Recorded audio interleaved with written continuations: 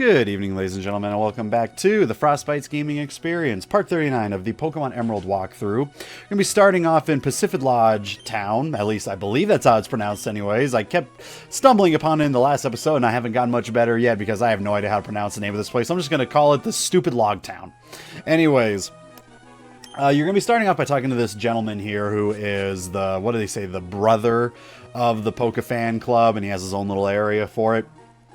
You get two options with this guy. Depending on what your lead Pokemon is, if they have, I believe it's maxed out happiness for you, they will give you, he will give you the TM move Return. Does more damage based on how much your Pokemon likes you, basically. You know, basically, win a lot of battles, don't lose any battles, and that kind of determines on how it feels towards you. Or you can also make it feel something more towards you based on whatever items you give it, stuff like that. Or winning contests in some cases as well. However, he is only capable of giving you one of the two TMs, and then a week after he gives you one of them, he can then give you the other one, which is Frustration. The more your Pokemon doesn't like you, the more damage it does. Now, I don't know if he gives it to you, because again, I don't remember if it's, he gives you Return if you're at max happiness or above a certain amount of happiness. If he gives you the other one if you are at max unhappiness or under a certain amount of a happiness meter or something like that. Some I'm going to test out. We'll see. I don't know if there's any Pokemon I have that dislikes me completely, but I'm pretty sure I can go out there. You know what? I guarantee there's at least one Pokemon out there that hates me, and that is, what is it? Lombre. I'm pretty sure Lombre is absolutely disgusted with me because all I've been using him for is HM moves. And if that doesn't get a Pokemon to absolutely hate you, I don't know what will. So we can go ahead and use him and see if that amount of unhatred just by using him as an HM bitch is enough to get the move Frustration. I'll try for it, but that is where you get it. It has to be 7 days after you get one of the moves, whether it is Return or Frustration. But we are right now at the top of the Sky Pillar, where we are going to awaken up Rayquaza, which is kind of funny when you look at his sprite, because is it just me or does his two arms there look like eyeballs, and it looked like they were just kind of like off on the side and he was awake this whole entire time? You know, every single time I see that little sprite get up like that, I'm like, oh, look at his little googly eyes and whatnot. But with that, we go back to Sootopolis City, and we see not much has changed. It's still a complete face-off between Groudon and Kyogre. And at the end of this, well, there's going to be nothing left. It's just going to be a whole lot of heat and a whole lot of water. Except for what's this? Coming from the sky. It's Mother Rayquaza. Or Father Rayquaza. I don't know. Do legendaries even have male-female typing? I don't think they do, and that's why you can't breed them in Pokemon daycare centers. But with this, now all of a sudden it goes from Groudon and Kyogre being a married couple fighting off against one another. But instead, it's like their siblings having a fight, and mother or father Rayquaza comes in and it's like, go to your rooms! I've had enough of this bickering. I'm trying to get some work done, and all I hear is bitching and moaning and fighting and all this stuff. Just go to your rooms. You're all grounded. And there you go. And because Rayquaza grounded Groudon and Kyogre, everything's back to normal for us. And yeah, that's all you have to do, actually. You know, you don't have to fight any of them. You just go and wake up the sleeping Rayquaza, or Rayquaza, depending on how you want to pronounce it. I pronounce it both just to annoy the hell out of people, including myself in some cases. Afterwards, you're going to be talking to Maxie and Archie, get their ideas on it, which basically at the end of the day, it comes down to, we had no chance of changing anything. No matter what we would have done, the Pokemon would have set it right. So basically a big old, you know, nature versus nurture thing, forest versus machine, all that kind of stuff. Yeah, at the end of the day, they felt like, yep, even if we tried to do something, they would have found a way to set it all right. And with that, we can finally do the gym of Sootopolis City. Now, there's going to be an interesting way that we're going to go about the gym, because as you can see, there's a little bit of a puzzle you got to do, but there's also no trainers to go against. Why is that? Well, it's because all the trainers are underneath if you mess up. So I purposely mess up at the very top, because as you can see, we have little ice slides there. You're incapable of going upwards on those ice slides. So the only way to go against all the trainers in one motion is to go all the way to the very last puzzle and purposely lose. The thing is, so as you can see, all the trainers in the top area were in a weird kind of stagnant positionings. You can actually go against all 6 trainers in 3 double battles without having to do any of them as a single battle. But based on the testing that I've done, there is only one way to do it, and that is the current way I'm doing it right now. The 2 trainers that I'm going against right now can only be fought by dropping right into that one area. If you try to do it any other way, one of them is going to spot you before you can get in front of the other one. However, the other 4 trainers do not go by that exact same rule. They're both set up to where one of them, you can be a certain step away before they'll take notice of you, so you can go past them and do the other battle. So then luckily, you don't have to do this whole entire thing where you have to battle 2 of them, go all the way back up to the top, fall down to battle the other 2. You only have to do it with the 2 that I am currently going against, and the rest, if you do the walkway that I am going to end up doing, you will be able to go against them in a double battle all the same, okay? And it's just a water gym. That's literally all we're going against. And so, again, Magneton's going to be really big on the spotlight here because, again, it is a water gym. There's not really much use for going with any other Pokemon except for Magneton. I also use Soul Rock because there's going to be a lot of double battles that I'm taking advantage of using Rock Slide whenever I can, because obviously Surf isn't going to do so much, and if I try to use Earthquake, well, Magneton's as good as dead. So that's just the way it is to it. Again, there's a lot of water within the area of the Hoenn region, so Magneton's going to be our boy for quite some time, really. I'm trying to get some of my other Pokemon cut up in the next part. Get ready for the next part. It is going to be a doozy of a part, but, you know, we are going to be getting some of the other Pokemon caught up. I just now realized, if you look at the 2 nostrils that Wailmer has before he just fainted right over there, we'll see another Wailmer probably soon, I believe. Did it look like the 2 nostrils on top of his head also look like his eyes as well? So now it's like, I don't know which ones are the actual eyes. Anyways, the girl that says, my grim look is so charming, she can only spot you if you are right in front of her. So you can go in front like that, go to her. She's the one with the green pixel with the hat. I can't remember what is it, lady, whatever their name is. I don't know, flower picker girl, something like that. Either way, she can only see one tile in front of her. So you can use that to take advantage of the fact of making it yet another double battle. And yeah, again, just bring an electric type and you're pretty much good to go with this gym until you hit the gym leader. Gym leader Juan, not the worst. I get wrecked because in some cases, no matter how good you can plan for anything, you can't plan for getting a little bit unlucky. You know, you can't really prep for that one little bit of, ooh, did you just get crit? Oh man, I'm so sorry about that. Yeah, that's exactly what happens. We get a little bit unlucky. I try to prep as much as I could for this fight with Juan. But pretty much no matter what, I still needed a little bit of luck. And yeah, I didn't get so lucky. We beat him, just not the way that I was intending to beat him. I was actually a little bit frustrated that I had an original starting plan, didn't work. And then I tried another plan, started to work, then got a little bit unlucky, but was able to follow up on that. It's just kind of how it works. You know, you can't exactly plan for everything. Also, just to let people know, Azrael here, you know, little tiny form of Meryl and whatnot. Yeah, that's a normal type. It's something that I found out during my test play the wrong way. I found out when Sableye Shadow Ball was incapable of hitting Azrael, and my immediate thought was, why the hell not? It's a freaking water type. I should be able to hit it. No, it's not. I kept forgetting that, yeah, when it's a baby, it's only a normal type. Why is that? It's so obviously a water type. Why is it given the normal type status?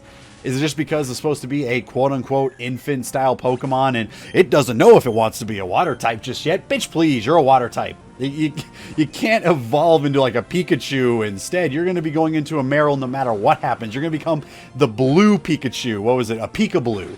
No matter what you try to do, all right? You're not going to turn to a normal Pikachu. You're going to be a Pika-Blue. You're going to live with it. And now that I think about it, when I look at Meryl, the way that its tail does look almost kind of looks like it could have been a water electric type. I wonder why they didn't go with something like that. I don't know. Anyways, But yeah, at the end of the day, it is a normal type to start, and I guess all of the infant Pokemon are, but I don't think so, because I think Electrike is... I mean, not Electrike. What's the small form of Electabuzz? It's Elekid. Elekid, right? Yeah, Elekid. Isn't he? Yeah, he's an electric type, so what is the excuse here? It's obviously a water type. Don't try and play all this psychobabble bullshit on me. It is clearly supposed to be a water type. If another infant Pokemon is already the type that it's supposed to go into, you gotta keep it the same. Consistency. Why is that? You know, and the funny thing is that there probably is like a mythological reason for it. The same reason why Gyarados looks like it should be a water dragon, but really it's a water flying type, because of the fact that in the mythological lore of whatever the carp fish, I guess, you know, whatever Magikarp is supposed to be, you know, it was granted when it got up, like, what was it?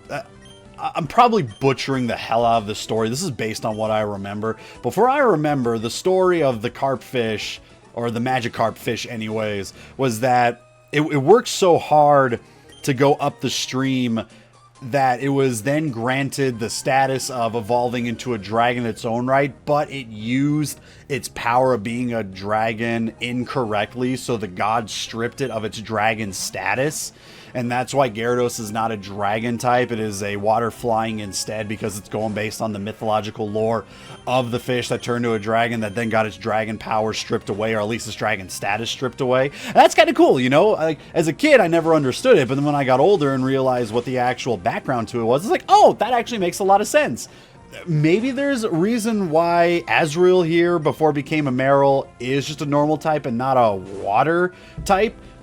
I don't know. I really don't. It bothers me, because it's like, hey, I use Shadow Ball and it should work. It should work. And it doesn't work because it's a normal type. It makes me sad.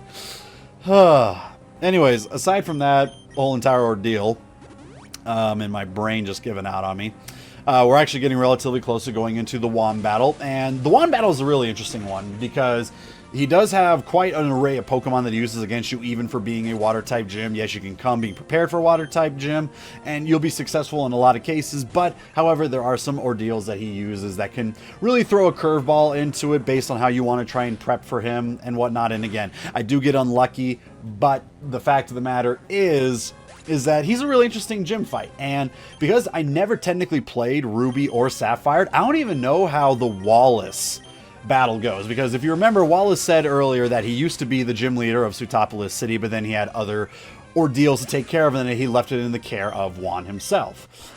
So yeah, Wallace used to be the gym leader, which is interesting, because then that means Emerald is technically after, but it's not. It's within the same. You know, it's just the third. The weird third game that every single generation's got to have. You know, you got to have your two games that are completely different, have the third game that's kind of like both of them combined in a weird way, so that, you know, people that bought one, just, you got to make sure you got to buy the second. Or in Sun and Moon's case, you know, make two separate ones, Ultra Moon and Ultra Sun. You know, instead of just making an Ultra Sun and Moon, what would you call that? What would it be, Pokemon Eclipse? Yeah, Pokemon Sun, Pokemon Moon, then Pokemon Eclipse. You know, I think I'm onto something right here. I should have been the guy naming all these Pokemon games here. Did they ever do it for X and Y too? I don't think they ever did. And I thought that if they ever did, it would be X, Y, and then Z, obviously. You know, I mean, it makes sense. No kidding. Actually, they technically did with Black and White as well. Black and White, and then you had Black 2, White 2. But those were literal, like, continuations. So it was like, here's Gen 5 again, but with a new story, new Pokemon. What you got to go against is different. So at least, you know, it tried to change things up instead of being like, hey, it's the exact same game, just with some updates and whatnot. So I definitely applaud Black 2, White 2 for doing something like that. But yeah, I always thought, like, with Black and White, it'd be like, okay, you have Pokemon Black, Pokemon White, then Pokemon Gray, and then X, Y, and then Z, then Sun, Moon, and then Eclipse. So now we got Sword, Shield, and then what is the next one going to be? Spear? I don't know. But we are now going to be going against Juan. So the way these puzzles work is that obviously you want to get every single one of the deals of ice is cracked, except for, you know, the last one. Or in my case, do it perfectly until your controller decides it doesn't want to work anymore. And then we got to go back and do it all again. Whatever, it happens, okay? You know, I'm not going to edit that. Why would I? I actually did mean to edit that, but I completely spaced out on it. But oh well, it makes it a little bit funnier. But the goal isn't just to make sure that every single piece of ice is cracked. And it's not one of those where if you stand on it too long, it breaks. It's if you step on it twice is when it breaks. You got to make sure that the last one that opens up the staircase is literally underneath the staircase, because it doesn't suddenly make all of the patches of ice suddenly good again that you can walk on them. If you end it in a space that's not underneath the staircase, you technically fail it. So you got to make sure you do it exactly as I did it. Here we are, Leader Juan, starting off with Love Disc. I still don't understand this Pokemon, but I guess it's a little bit fast, and one of the biggest things I had to deal with is the fact that Sweet Kiss can kiss my sweet ass. I hate confusion moves. Anyways, level 41 Love Disc has the Water Pulse, Attract, Sweet Kiss, and Flail. And of course it's going to go with Sweet Kiss because it can't attract a Magneton. Magneton's like, I'm just a bunch of magnets. I don't care about any of this whatsoever. Luckily, Magneton only smacked itself in the face one time with one of his magnets, already kind of getting me a little bit infuriated, but whatever. Let's Love This down, out of the way. Again, just kind of be a little bit careful. It is going to be faster than most Pokemon you bring in, especially for a level 41. It will hit you with the Attract or the Sweet Kiss, so just kind of hope that it doesn't ruin your start all that much. Basically, save right beforehand. Whiscash. Over here, level 41 with Rain Dance, Water Pulse, Amnesia, and Earthquake. It is a Water Ground type, the very next form of our Quagsire boy, and also technically a Swampert once, you know, you actually, if you did take the water start of Mudkip. So be careful on that. Do not keep out your electric type. You are not going to hit it, and you are going to get crushed with it. But luckily, we can use Earthquake all the same, and our Flygon is not affected by Whiscash's Earthquake whatsoever, and Water Pulse only going to do a little bit of damage. There's also a good chance that it could also use Rain Dance, which could be good for us, because then, well, it could have been, because then if I gave Magneton Thunder, you know, we would have completely hit on it. Kingdra, this son of a bitch has been plaguing me for 2 straight generations now. He's a bitch to deal with in Generation 2, and he's a bitch to deal with right now. We cannot use Flygon in a Dragon-type move to take care of Kingdra because of the fact that, oh, by the way, Kingdra can just use his freaking Ice Beam attack on us and completely wipe us out with that 4 times weakness. Level 46 Kingdra, Water Pulse, Double Team, Ice Beam, and Rest. And along with his Rest, obviously we had to deal with Juan using the Hyper Potion, but he's got Double Team, so we're forced to have to use our Shockwave attack because it's the guaranteed hit move. And again, if Whiscash used Rain Dance and you had Thunder with your electric type, then you're good to go. Land the critical hit, feels really good. Doesn't matter because Kingdra uses Rest as well as having a Chestro Berry to wake itself up from being asleep, okay? But we're in a pretty good spot right now because Shockwave does a little bit over 1/3 of Kingdra's total health bar. So we're actually in a really good spot right now. All we have to do is hit it 3 times. He used the Chestro Berry and he used Rest on one of them, so we get ourselves a free one, and we should be able to do it 2 more times. So we get hit with 1 Water Pulse there. Critical hit! Feels good, right? I should have been able to survive for 2 more, but nope, get completely critted on, and I feel like, okay, that's it, we're done. I'm going to try Flygon, see if I can get something done here. But Flygon is actually faster than Kingdra, which threw me off because I could have sworn that Kingdra was faster, but luckily we were able to hit him through the Double Team with the Dragon's Breath and actually take care of Kingdra. Got stupid lucky there. We really should not have whatsoever. Anyways, afterwards he brings out a Celio. I do not like this Pokemon whatsoever. It is an Ice Water type. Encore, Body Slam, Aurora Beam, and Water Pulse. The reason I don't like him is because I love Ice types. I'm an Ice type user, and when I look at Celio, I'm like, I don't want this on my team. I really don't. I don't care for whatever reason. I don't know. A Seal Pokemon to me just doesn't do it for me. Yeah, that's just the way it is. And I don't think Celio is a Pokemon that I want on my team no matter how much I do like Ice types, whatever. And then Crawdaunt, who I swore I thought he was introduced in Gen 4. I did not know that Crawdaunt here was a Gen 3 Pokemon. I could have sworn it was Gen 4, but he is a Water Dark type. That's why we use Blaziken with Brick Break to completely take him out. Level 43, Water Pulse, Crabhammer, Taunt, and Leer. And yeah, that's it. Juan's done. We beat him. It wasn't the way it was intended. We got critted. But at the same time, we got lucky in the fact that Flygon was somehow faster than Kingdra, which, again, I don't fully remember because in my test go, like, I remember Kingdra hitting the Ice Beam on me first. It was either that or I used Dragon Breath and did, like, what, 3/4 of his health bar. Then he used Ice Beam and completely destroyed me. So maybe it was because of that. I don't know. But anyways, what's really funny here is that they don't even fix the ice, so you have to purposely fall and lose anyways. If you wanted to do this without going against any of the trainers, you can go straight to Juan, and then after you beat him, this goes for all gym leaders anyways. Once you beat the gym leader, none of the other trainers will look to battle you afterwards. None whatsoever. So if you wanted to, you can go against Juan, and then once you fall on through, you don't have to worry about battling any of the trainers going on down. If that's, if you're trying to speed run it, and don't want to deal with any of the extra trainer fights, well, this is one of the better gyms to do that because you just go right to them, call it good, fall right through, they'll leave you alone, you call it good right there. But you might be thinking to yourself, well, this video should be done already. Why are we still going? Well, because, since we already feature Rayquaza in the video once, I figure, you know what, let's go ahead and feature Rayquaza all the way through. Welcome back to the Sky Pillar, ladies and gentlemen. We need to go over some stats as we try and do this, but when you're here in the Sky Pillar, after Rayquaza is awoken, everything is completely just destroyed right now. And now you got to use the Mach Bike to get on through. Now, luckily for me, I was actually able to do it in one fell swoop. How? I don't know. This is the first time I've ever been able to get through the Sky Pillar in one attempt perfectly. But on floor number 1, you have a 30% chance for running into a Golbat in the Ruby Sapphire version with a 30% chance as a Golbat in the Emerald version, just different levels. In the Sapphire version, you have a 30% chance of running into a Sableye with a 30% chance of running into a Sableye in the Emerald version as well, and a Mawile with a 30% chance in the Ruby version. Mawile, Ruby, 30% chance of running into. Ruby and Sapphire version, all 3 versions, you have a 25% chance to get into a battle a Claydol, just with different level types. Bayonet in the Sapphire and Emerald version, 15% chance, with a Dusclops in the Ruby version for 15% chance. Say hello to Rayquaza, everybody. Hi, Rayquaza. I want you on my team. You're not actually going to be on my team, but guess what, folks? In this case, we're going to be catching legendary Pokemon right now. Yeah, this isn't a Let's Catch Pokemon Later episode. This is a Let's Catch Legendary Pokemon Right Now episode. We actually got ourselves a Rayquaza. Yeah.